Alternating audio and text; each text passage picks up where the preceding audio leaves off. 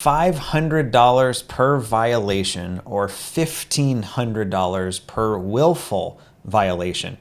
A lot of these like marketing styles that I see coaches and gurus and courses pushing new investors to are not without their risks. Today we're going to talk about cold calling and some things that I don't normally see kind of the gurus talk about that kind of just makes me wonder.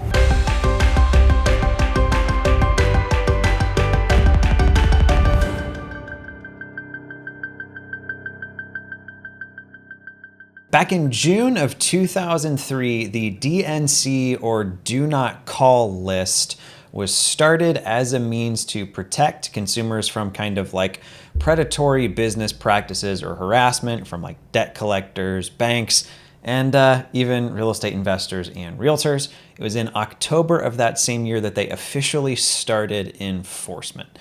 So if you're not familiar with the Do Not Call list, the Do Not Call list is something you can register yourself. You can put your own phone number on it to ensure that in a perfect world, business is calling you out of the blue.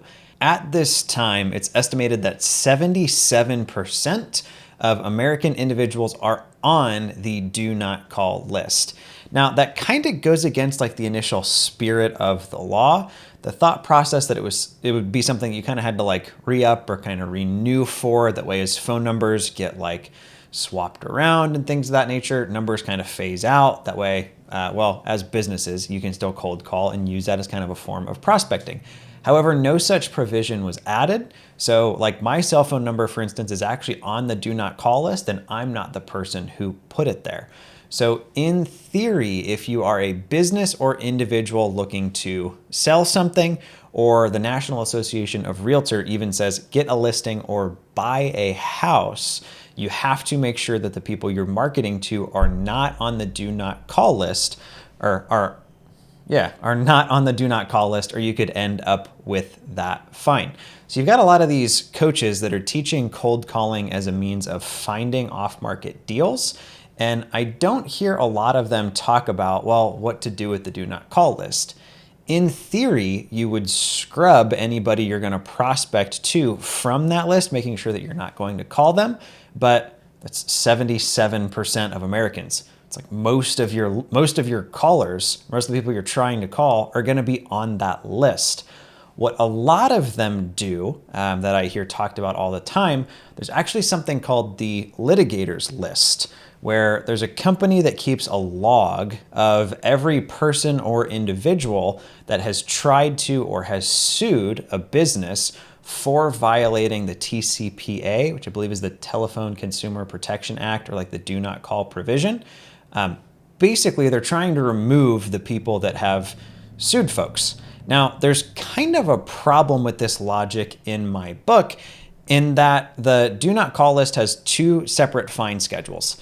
The first one is if you kind of like accidentally call somebody who's on that Do Not Call list. It can be a civil penalty of $500 per violation. Now, per violation could technically be per call if you get caught on all of them. So that can get pretty scary pretty quick. However, there's a second fine schedule for willful violations. So let's kind of play this out. You're cold calling, you get a seller on the phone, they're having a bad day, they're pissed that you cold call them, and they decide to dump it over to their attorney. You end up in court and they find out that you used this special tool to folks. I don't know about you, but in my opinion, that takes you from like, oh, I didn't mean to call you, to you obviously know what you're doing and you're trying to avoid getting caught. There's actually a mastermind I found that I won't mention or link to that teaches people how to get out of debt by suing cold callers and businesses that are reaching out to them. So assuming that you are wanting to cold call as a means of prospecting, but you're trying to do it within the bounds of the law, there are kind of some ways in which you can legally cold call or market to consumers. So the first one being is if it's been within 3 months of them reaching out and initiating contact. So technically, if a seller fills out a form on your website, sends their information over, you've basically got about 3 months to get in touch with them. In theory, if you're following up with somebody 90 plus days after they've submitted a form, you are in violation of that Do Not Call list. The second way you can do it is if it's been within 18 months of them having a business relationship with you. So for instance, like a realtor, if you sell somebody's house, you can technically cold call and follow up with that person for a year and a half without there being any potential blowback as far as like the do not call list goes. Now, it also does not protect businesses.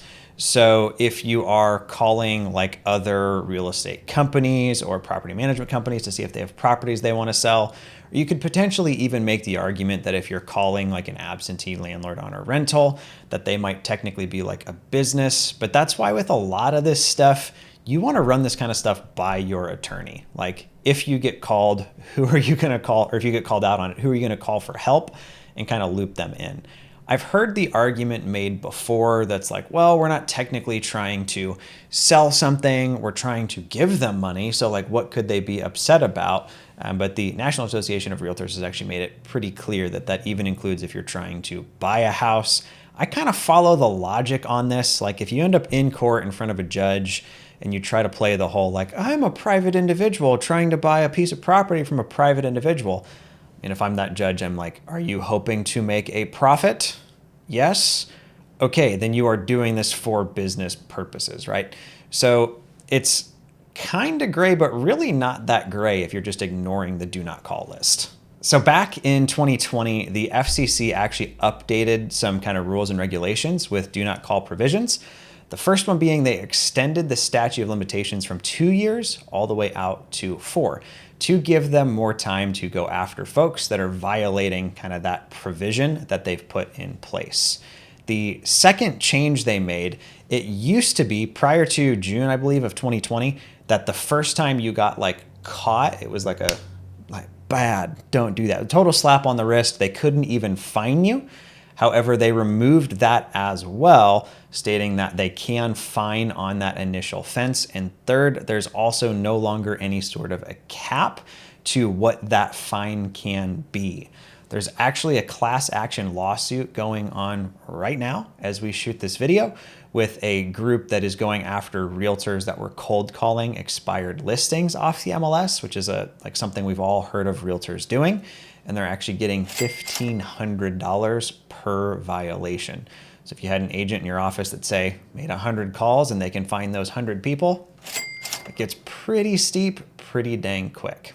I don't know about you, but I can think of a lot more fun ways to blow $1,500 or $500 or multiples of that, which is why I'm a fan of what I call like non-gray area marketing. The stuff that I'm doing to find deals is direct mail, pay-per-click, Facebook ads, SEO, all stuff that's like legal, ethical, and scalable. Yeah, you might have like a cheaper cost per deal if you're going off market through like cold calling or SMS or RVMs or something of that nature. But for me personally, it's just not worth the risk. Now, if you're watching this and like you've been doing it, I'm gonna level with you. I've done it in the past. I think I'm technically out of the statute of limitations, which means I can talk about it because this was several years back. But it's one of those things that like you've just got to personally decide for you if you're cool operating in what's potentially like a gray area or not. Me personally, reading the FTC, reading through the do not call provisions, I really don't see how it's that much of a gray area. I personally believe this is pretty black and white.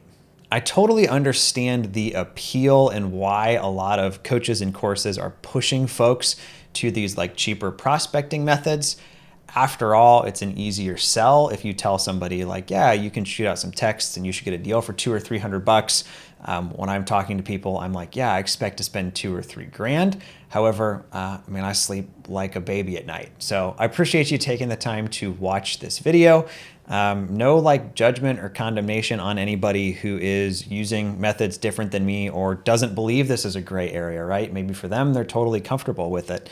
For me, it's just one of those things that I want to have a business where I don't feel like I need to look over my shoulder. And my whole goal with doing this video is to educate some of these newbie real estate investors on just kind of how this works. I don't see a lot of folks that cold call or talk about it, sharing kind of some of the potential drawbacks or risks associated with it. And the last thing I want from you as one of my subscribers you should subscribe now if you haven't, is for you to get caught on something like this and have someone else end your real estate investing career before you're even able to get it up off the ground. Thanks for taking the time to watch today's video.